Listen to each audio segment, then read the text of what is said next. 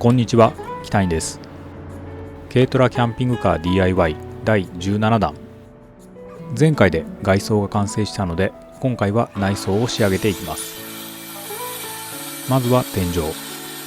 厚さ 4mm の合板を天井のサイズに合わせてカットします。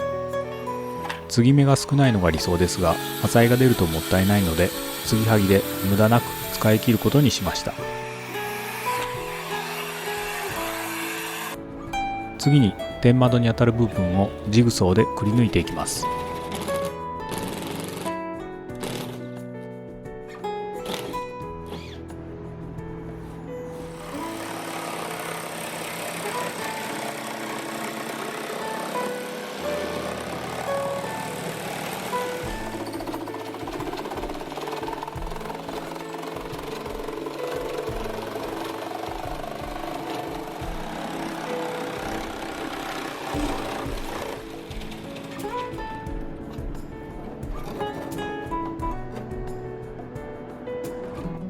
そして照明を取り付ける位置に配線用の穴を開けます。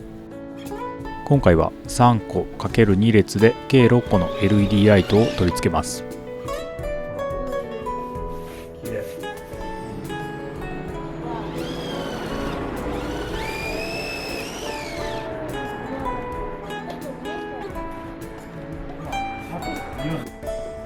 天井は明るくなるようにミルクペイントのスノーホワイトで塗っていきます。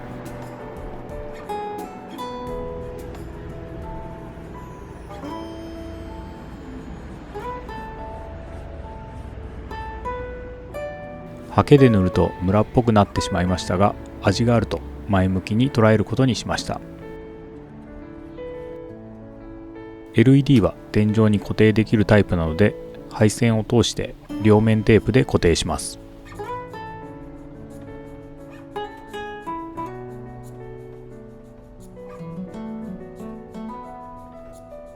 準備ができたら天板をビスで固定します。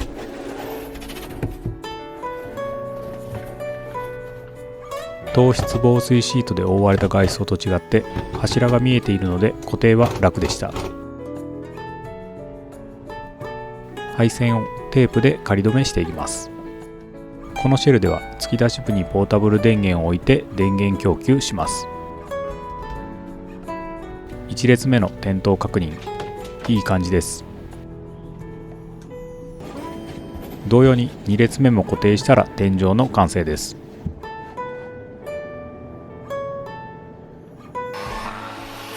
続いて壁に取り掛かります。壁は 9mm の OSB 合板。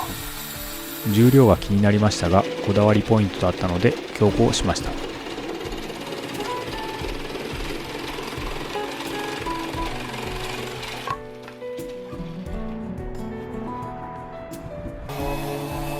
前面分を切り出したらひたすらサンダー掛けと塗装していきます。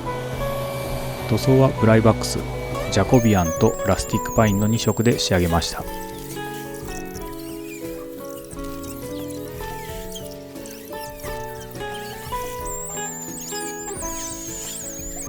あとはひたすら貼り付けていきます。シェル内の雰囲気がどんどん変わってきて、完成へのカウントダウンのように感じました。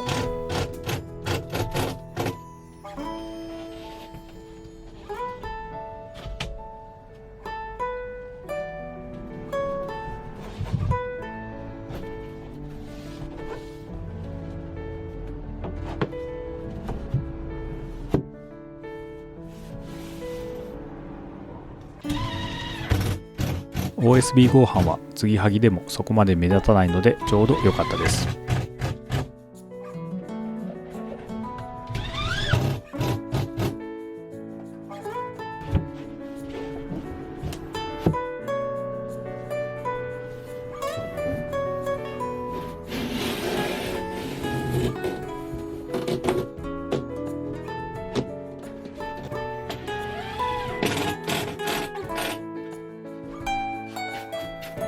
突き出し部の床は余っていたフローリング材。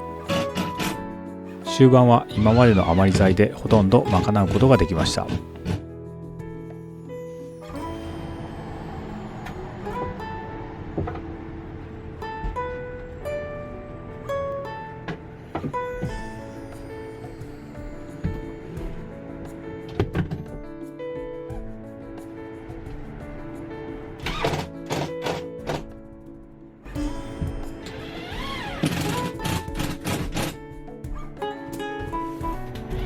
前面の壁を貼り終えたら内装の完成です。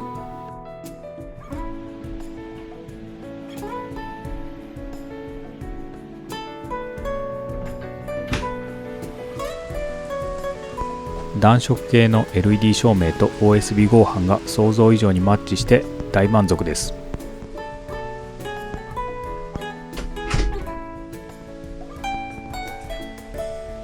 約半年、長かった軽トラキャンピングカー DIY もついにここまで来ました。いよいよ次で最終回、最後の仕上げを行って軽トラに乗せます。